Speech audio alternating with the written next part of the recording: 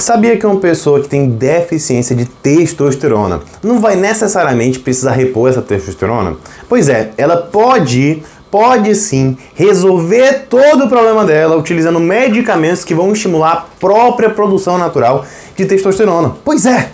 Sou o Dr. Gabriel Feitosa, médico que se dedica diariamente a trazer informação de qualidade para te ajudar a transformar teu corpo, tua saúde e tua performance.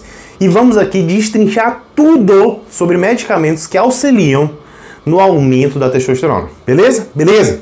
Lembrando que eu compilei anos de teoria e prática aqui para você e eu peço aqui encarecidamente, deixa o like, isso ajuda demais. E me faz ver que esse tipo de conteúdo agrega na tua vida. E se inscreve no canal para não perder nenhuma novidade. Beleza? Beleza. E aí a gente tem que conversar sobre algumas coisas. Bem, testosterona é um hormônio de grande importância no nosso organismo. A gente tem uma testosterona nas mulheres? Tem. Mas o foco aqui vai ser principalmente testosterona nos homens. Beleza? Beleza. Tem um vídeo específico sobre testosterona em mulheres? Tenho. Quando acabar esse vídeo aqui você vai assistir. Mas fica aqui e assiste até o final. Beleza? Beleza. Vamos lá. Quando é que a gente quer repor a testosterona? Quando seus níveis estão baixos. Quando seus níveis estão baixos. Gabriel, você tem vídeo explicando quais são os níveis ideais de testosterona? Tenho. E quando a gente tem, além de níveis baixos, a gente tem também o quê? Sinais e sintomas compatíveis com deficiência. E aí o indivíduo vai estar em um estado de saúde negativo. E aí quando a gente repõe essa testosterona, a gente melhora demais a qualidade de vida dele. Às vezes o indivíduo vai dar água pro vinho. Ele se sente outro e ele tem muito mais longevidade. Quando bem, né, indicada. Tudo bem? Não é todo mundo que precisa repor, tá? Porque a gente repõe só onde tem falta. Beleza? Beleza. E aí o que é que acontece? Existem situações onde a gente não quer colocar logo o hormônio. Porque se fosse pensar do ponto de vista assim, mais simples, tá faltando hormônio, eu coloquei ele e resolvi. Beleza. Só que existem algumas situações que a gente pode utilizar outras ferramentas. E pode ser algo mais vantajoso. Como assim, Gabriel? Quando que é melhor eu estimular a minha produção do que usar o hormônio? Bem, digamos que o meu objetivo, né, em um curto intervalo de tempo, é ser papai. Então eu estou preocupado com a minha fertilidade. Eu sei que quando eu uso testosterona exógena, eu inibo meu eixo de produção natural. Como assim, Gabriel? Bem, se você usa testosterona de fora, o teu corpo vai entender que ele não precisa produzir mais. E aí você vai inibir. Então assim, às vezes você tinha uma testosterona que estava deficiente, mas ainda tinha um pouquinho ali. Aí você coloca de fora, termina de inibir esse teu eixo. E quando a gente inibe a produção natural de testosterona, a gente inibe também a espermatogênese. E aí se a gente está pensando em uma pessoa que quer ser papai, em pouco intervalo de tempo, se o indivíduo repor com testosterona, ele pode minar aquele restante de fertilidade que ele ainda tem. É algo complicado, sim. Então a gente tem que entender que se o indivíduo está pensando em ter fertilidade, né, está tentando preservar a fertilidade, ou ter, né, um filho em um futuro próximo, talvez seja interessante a gente buscar essas outras ferramentas. Afinal, a gente estimulando a produção natural, a gente consegue fazer com que esse indivíduo saia dos sintomas de hipogonadismo, né, que acaba com a qualidade de vida dele, ao mesmo tempo que preserva a fertilidade, tá? Ou algumas outras condições onde o indivíduo tem o quê? Uma viabilidade testicular. Então assim, ele tem um testículo que funciona. Não adianta eu querer estimular a produção de testosterona, né, em uma pessoa que, por exemplo, perdeu o testículo. Não vai funcionar, tá? O indivíduo sofreu um trauma, ele não tem mais testículo que funciona. Não adianta estimular, tá? Não adianta. Se ele tem algum tipo de problema que é do próprio testículo. Beleza? Mas se ele tem um testículo viável, e ele tem uma questão de deficiência reversível, a gente pode usar esses medicamentos para estimular a produção testicular do próprio hormônio. Tudo bem? Beleza. Qual é um caso bem comum? Bem, usuário de esteroide anabolizante. O usuário de esteroide anabolizante, eles geralmente têm um testículo normal, é uma pessoa às vezes que é jovem, tava testosterona normal, aí usou esteroide anabolizante em uma dose super fisiológica, inibiu o eixo ali por tempo às vezes prolongado, só que ele ainda tem um testículo que funciona. Será que essa pessoa, quando ele suspende o esteroide anabolizante, fica com uma deficiência, porque o eixo dele vai estar inibido, ele vai precisar repor testosterona pro resto da vida? Ele vai ficar realmente fazendo uma TRT? pro resto da vida? Às vezes o indivíduo usou dos 20 aos 30 anos, ele vai usar dos 30 pro resto da vida TRT? Geralmente não tem sentido. Tem muito mais sentido tentar estimular a produção natural de testosterona desse indivíduo. Como é o nome desse processo de restauro de testosterona, de fertilidade? Terapia pós-ciclo. É o nome mais comum, né, que é o tratamento do hipogonadismo hipogonadotrófico induzido por esteroide anabolizante. Beleza? Beleza. Inclusive, se você quiser que eu faça mais vídeos sobre TPC, terapia pós-ciclo, falando algumas minúcias específicas, deixa aqui embaixo nos comentários que eu farei. Tudo bem? Beleza. Então a gente entende, Gabriel, quando a preservação da fertilidade é algo importante para mim e quando eu tenho um testículo viável, eu posso pensar em utilizar esses medicamentos. Então, assim, sem mais delongas, quais são os medicamentos, Gabriel? Quero saber. Vamos lá. Uma classe de medicamentos muito utilizada são dos SERMs. Tudo bem? SERMs. São os moduladores seletivos do receptor estrogênico. Beleza. Receptor estrogênico, não é SARM. SARM é do receptor androgênico, beleza? SERM. Aí a gente tem, né, dois compostos muito conhecidos. A gente tem o clomifeno, e a gente tem o tamoxifeno. Modulador seletivo do receptor estrogênico. Eles vão inibir o feedback negativo que o estrogênio causa a nível hipotalâmico hipofisário. Gabriel, você falou grego, eu não entendi nada. Tenha calma, a gente vai explicar. Ó. A gente tem uma glândula chamada hipotálamo, que vai conversar com outra glândula chamada hipófise. Tudo bem? Tudo bem. A hipófise que vai se comunicar com os nossos testículos. Beleza? Entendi. Então a hipófise vai se comunicar com o testículo. Beleza, entendi. Com testículo. Entendi, Gabriel. Então a gente tem o hipotálamo que produz o hormônio GnRH, tudo bem? Que vai estimular a hipófise a produzir o LH e o FSH, que vai estimular o testículo a produzir testosterona e a ter a espermatogênese.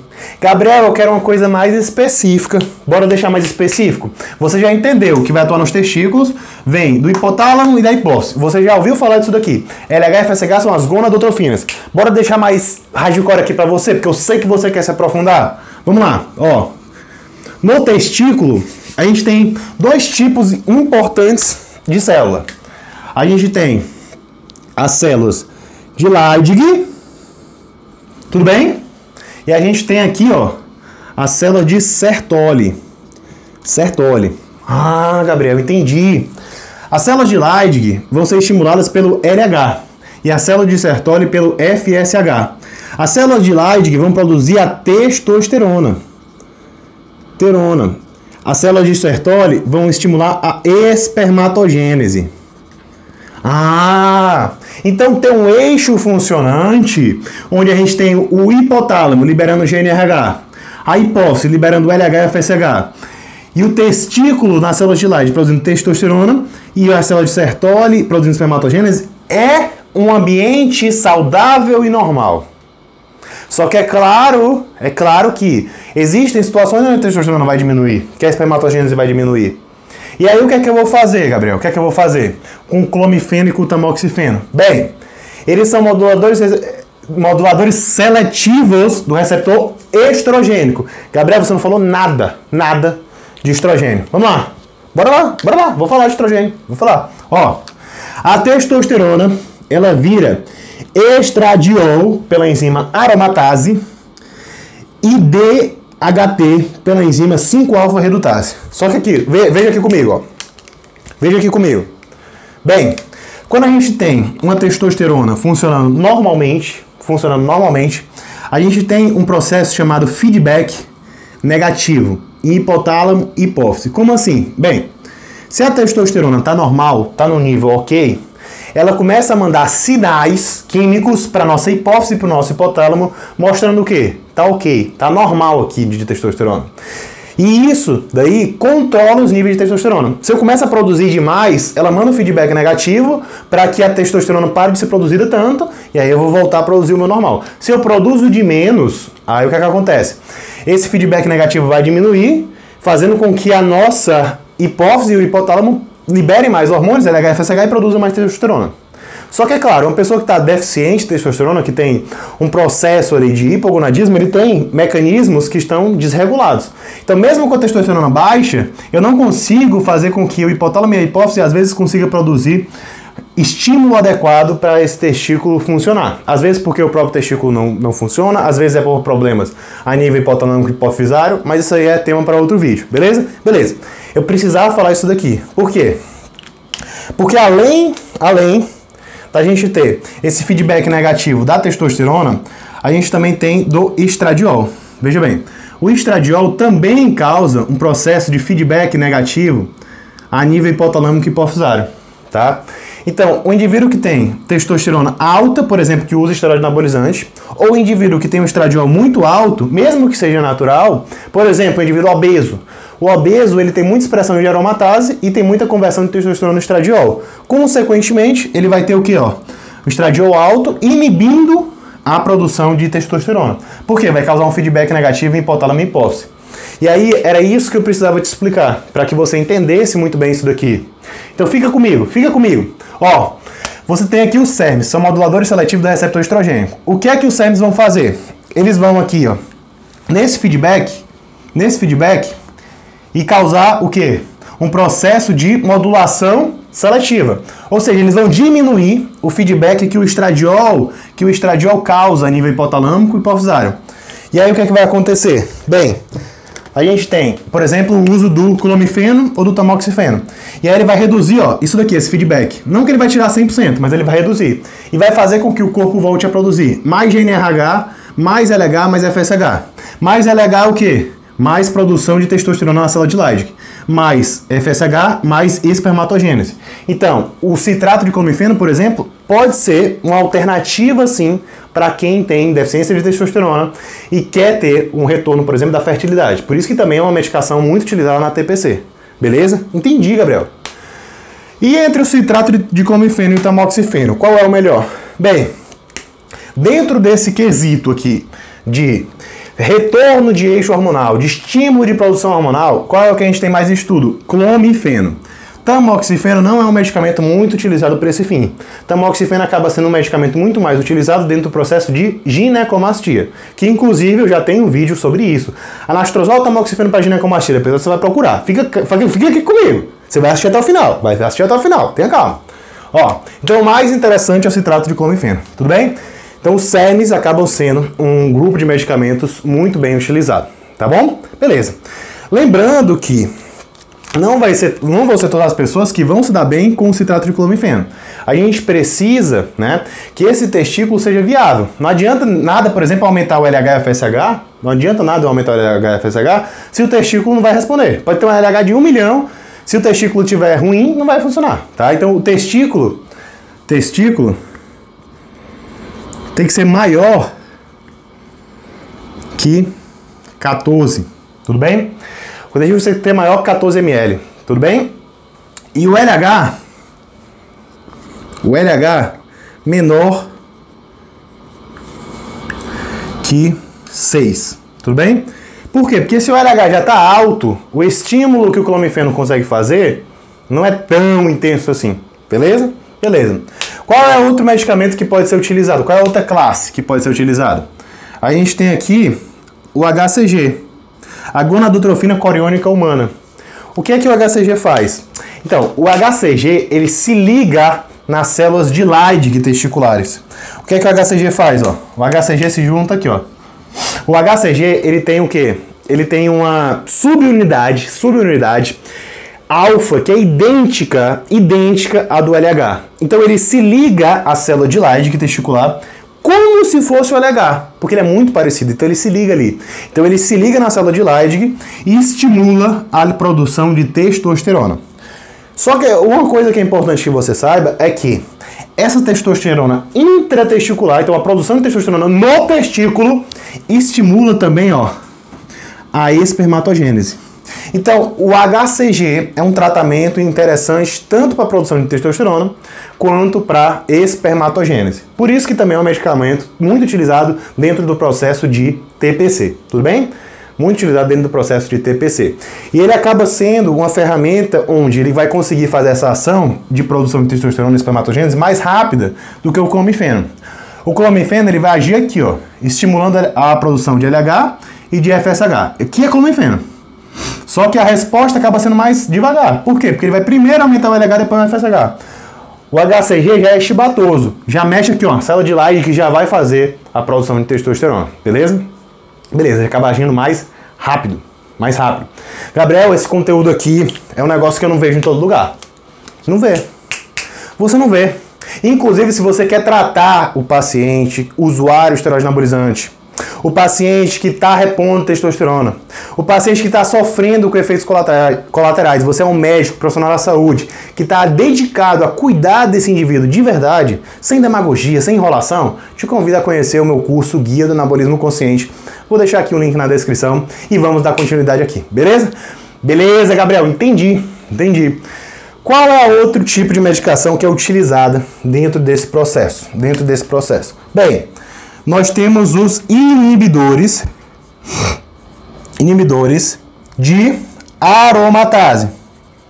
A aromatase é a enzima que converte testosterona em estradiol. O que é que o inibidor de aromatase faz? Bem, ele vai agir aqui, ó, ele vai bloquear aqui. Então, o inibidor seletivo, o que é que ele faz? O inibidor seletivo, ele inibe a nível hipotalâmico hipofisário a resposta do estradiol. O inibidor de aromatase, o que é que ele faz? Ele reduz o estradiol. Consequentemente, também reduz a resposta. Só que o que acontece? O inibidor de aromatase, ele acaba sendo uma estratégia mais chibatosa. Como assim? Bem, antes, com o CERM, por exemplo, que se trata de clomifeno, você estava inibindo só a resposta a nível hipotalâmico hipofisário, principalmente. Aqui não, você reduz o teu estradiol completamente, de forma crônica, pode ser algo prejudicial. Se é uma coisa provisória, por exemplo, num homem que está com hiperestrogenismo por conta da obesidade, que eu falei anteriormente, e ele vai tratar a obesidade, mas aí eu uso, durante esse período de tratamento, um inibidor de aromatase. É algo autolimitado. Beleza. Agora, o indivíduo tem um hiperestrogenismo, não vai tratar a obesidade, por exemplo, vou usar inibidor de aromatase pro resto da vida dele? Pode ser algo deletério para a saúde. Por quê? Porque, por exemplo, o estradiol é extremamente importante para a saúde óssea, para a libido. Então, se eu estou inibindo de forma desnecessária e de forma desmedida e crônica o estradiol, o que é que pode acontecer? Pode ter grandes problemas nesse indivíduo, como, por exemplo, uma piora da saúde óssea, por exemplo, uma osteopenia ou até uma osteoporose, dependendo do caso. Beleza? Beleza. Sabe outra coisa que pode dar ruim? Pode dar ruim é com você se você não deixar o like. Então deixa esse like maroto e não se esqueça de se inscrever no canal, porque aqui, ó, é informação com qualidade, transparência e responsabilidade. Beleza? Beleza. Quais são os inibidores de aromatase mais comuns, Gabriel? A gente tem o anastrozol, a gente tem o letrozol e a gente tem também o exemestano. O anastrozol e o letrozol são inibidores de aromatase que não são suicidas. O exemestano ele é suicida, ele se liga na aromatase de forma irreversível. O anastrozol e o letrozol não. Eles se ligam na aromatase, mas depois que você tira, eles vão acabar saindo, né? E eles não vão ser ditos suicida. Beleza? Beleza. Onde o letrozol acaba sendo bem supressivo e o que acaba sendo mais usual é o anastrozol, dentro desse contexto aqui. Beleza? Beleza. Beleza, Gabriel, entendi. E eu quero te dizer outra coisa aqui. Fica comigo, tenha calma. Nem sempre você vai precisar usar um medicamento para o quê? Para aumentar a testosterona. E nem sempre você também vai precisar usar o próprio hormônio exógeno. Existem situações do dia a dia de toda pessoa que podem minar a produção natural de testosterona. E às vezes o indivíduo está só com um pouquinho ali a menos, por motivos que ele consegue modificar. E eu vou te deixar aqui um vídeo completo sobre os maiores inimigos da testosterona. Um grande abraço e te espero lá!